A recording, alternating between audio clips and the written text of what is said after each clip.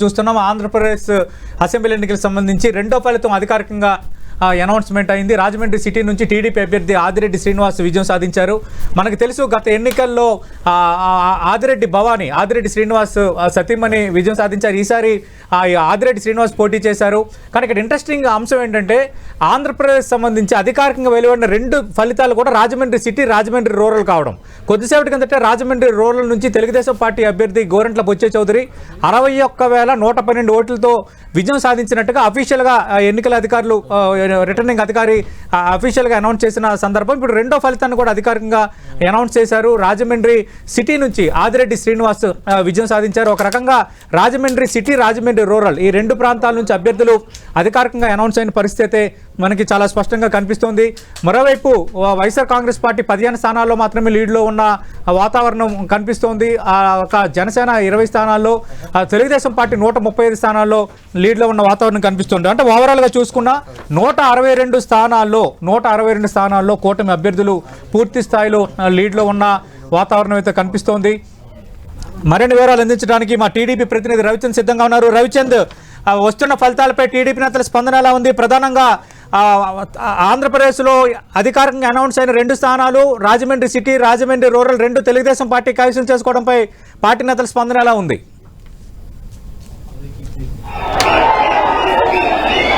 మొత్తం కూడా సతీష్, ఈ రోజు వచ్చిన ఫలితాలు టీడీపీ అధినేత కావచ్చు, టీడీపీలో చాలా మంది నేతలంతా కూడా ఊహించిందే అంటున్నారు. టీడీపీ నేతలంతా కూడా ఏదైతే మొదటి నుంచి కూడా టీడీపీ నేతలంతా చాలా ధీమా వ్యక్తం చేస్తున్నారు. కాకపోతే వారి సంఖ్యపై కొంత అనుమానం అయితే ఉంది. ఎందుకంటే భారీ ఎత్తున 150 పైన స్థానాలు వస్తాయని అనుమానించారు. కేవలం 1-2 సంస్థలు, సర్వే సంస్థలు మాత్రమే 150 స్థానాలు దాటుతాయని రిపోర్ట్స్ ఇచ్చాయి. కానీ టీడీపీ నేతలు మాత్రం వాటిని కొంత అనుమానంగా చూశారు. ఎందుకంటే అధికార పార్టీ చాలా బలంగా ఉంది, చాలా ఏదైతే హింసాత్మక రాజకీయాలు చేశారు, చాలా దౌర్జన్యకర సంఘటన చేశారు. కాబట్టి ఆ స్థాయిలో సీట్లు వస్తాయని అనుమానం వ్యక్తం చేశారు. కానీ అనూహ్యంగా ప్రజల్లో అనూహ్య స్పందన వెలువడింది. ఏదైతే గత 5 సంవత్సరాల అరాచక పాలనకి ఇది నిదర్శనం అని చెప్పి టీడీపీ నేతలు చెప్తున్నారు. ప్రజాకాంక్షల పట్టనే ఈ ప్రభుత్వానికి చెంపదెబ్బ కొట్టారు ప్రజలు అని కూడా వీరంతా కూడా చెప్తున్నారు. టీడీపీ శ్రేణులు అయితే చాలా ఆనందోత్సాహాలు వ్యక్తం చేస్తున్నారు. ప్రస్తుతం మనం టీడీపీ కార్యాలయం దగ్గర చూస్తున్నాం. ఎక్కడ చూసినా కూడా రాష్ట్ర వ్యాప్తంగా టీడీపీ శ్రేణులంతా కూడా సంబరాలు చేసుకుంటున్నారు. ఈ స్థాయి విజయాన్ని అయితే టీడీపీ ఊహించలేదని చెప్పుకోవచ్చు. భారీ విజయం, ఈ భారీ విజయాన్ని చూసి కూడా మొత్తం కూడా చాలా ఆనందోత్సాహాలు అయితే వ్యక్తం చేసుకుంటున్నారు. రైతులంతా కూడా ఇక్కడ ఉన్నారు. ఎలా చూస్తారంటే ఎమ్మెల్సీ ఏదైతే సత్యనారాయణ రాజు ఉన్నారు, ఎట్లా చూస్తారు ఈ విజయాన్ని? ఇది ఆంధ్రప్రదేశ్ లో ఉన్న 5 కోట్ల తెలుగు ప్రజల విజయం. ఇది చంద్రబాబు నాయుడు గారి మీద, మోడీ గారి మీద, పవన్ కళ్యాణ్ గారి మీద ఉన్న నమ్మకం. వారు పడుతున్న బాధలు, గత 5 సంవత్సరాల్లో ఈ రాక్షస పాలనలో పడుతున్న బాధలు ఈ ఓటు రూపంలో వాళ్ళు చూపించారు. అలాగే మా తల్లి బోనమ్మ కన్నీటి పెట్టి కన్నీటిలో వైసీపీ పార్టీ కొట్టుకుపోయిందని మీ ద్వారా తెలియపరచుకుంటా.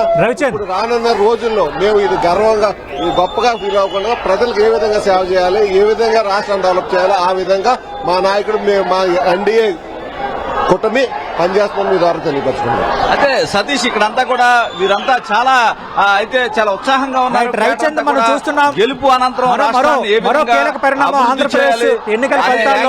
మాట్లాడుతూ ఉన్నారు. ఆంధ్రప్రదేశ్ ఎన్నికల ఫలితాల్లో మరో కీలక పరిణామం అంటే జనసేన ఇక గుర్తింపు పొందిన పార్టీగా మారబోతోంది. 20 అసెంబ్లీ స్థానాల్లో ఆ పార్టీ లీడ్లో ఉండడం, 2 లోక్సభ స్థానాల్లో లీడ్లో ఉన్న వాతావరణం. ఎందుకంటే ఆ పార్టీకి ఎప్పుడు కూడా ఈ గాజు గుర్తు కేటాయింపు అనేది ఎప్పుడు కూడా ఒక వివాదపరమైన అంశంగానే మారుతోంది. ఈ గుర్తింపు పొందడంపై మీ దగ్గర ఉన్న పూర్తి సమాచారం ఏంటి? అంటే మొత్తానికి ఒక జనసేన పార్టీ 2014 నుంచి ఒక రాజకీయ పార్టీగా ఉన్నప్పటికీ 2019లో పోటీ చేసింది. 2019లో కూడా కేవలం 1 స్థానాన్ని మాత్రమే, దాదాపు 160 స్థానాలు పోయించి 1 స్థానంలో మాత్రమే గెలవగలిగింది. కానీ ఈసారి తన వ్యూహాత్మకంగా ముందుకు పోయింది, శక్తిని కూడగట్టుకుంది. మొత్తం ఏదైతే టీడీపీతో పొత్తు పెట్టుకోవడం కావచ్చు, ఆ పార్టీ అన్ని విధాలుగా కూడా శక్తియుక్తులన్నీ కూడగట్టుకుని పవన్ కళ్యాణ్ కూడా చావో రేవో అనే విధంగా పోరాటం చేశారు. 20 స్థానాలు కేవలం మొదటి నుంచి కూడా పవన్ కళ్యాణ్ చాలా చెప్తూ ఉన్నారు. ఎన్ని స్థానాలు తీసుకున్నాం అనేది కాదు, ఎన్ని స్థానాల్లో గెలుస్తున్నాం అనేది ముఖ్యమని చెప్పి పవన్ కళ్యాణ్ చెప్తున్నారు. అతని మాట నిలబెట్టుకున్నారని చెప్పుకోవచ్చు. ఎందుకంటే అతను 21 స్థానాలు మాత్రమే తీసుకున్నారు, 2 పార్లమెంట్ స్థానాలు తీసుకున్నారు. ఈ రోజు ఏదైతే స్ట్రైక్ రేట్ దాదాపుగా మొత్తం వచ్చేసిన పరిస్థితి అయితే మనకి కనిపిస్తుంది. దాదాపు 1 స్థానానికి మాత్రమే దూరంగా ఉన్నారు. ఆ 1 స్థానం 21వ స్థానం కూడా గెలిచే అవకాశాలు ఉన్నాయి పూర్తిగా కౌంటింగ్ అయితే అని చెప్పి జనసేన ఆశావాహులైతే చెప్తున్నారు.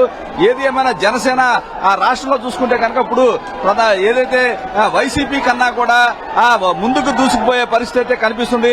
వైసీపీ ఆఖరి లెక్కలు వచ్చేపాటికి వైసీపీ కన్నా ముందు ఉంటుంది. జనసేన పార్టీ ప్రధాన భూమిక పోస్తుంది. ఆంధ్రప్రదేశ్ అభివృద్ధిలో జనసేన ప్రధాన భూమికి పోతుందంటే రాబోయే రోజుల్లో జనసేన అతిపెద్ద పార్టీగా అవతరిస్తుంది. ఎన్నికల సంఘం కూడా గుర్తింపు పొందిన పార్టీగా జనసేన నిలబడే అవకాశం అయితే కనిపిస్తుంది. భవిష్యత్తులో జనసేన చాలా కీలక భూమిక ఆంధ్రప్రదేశ్ రాజకీయాల్లో పోషించబోతుంది. సతీష్.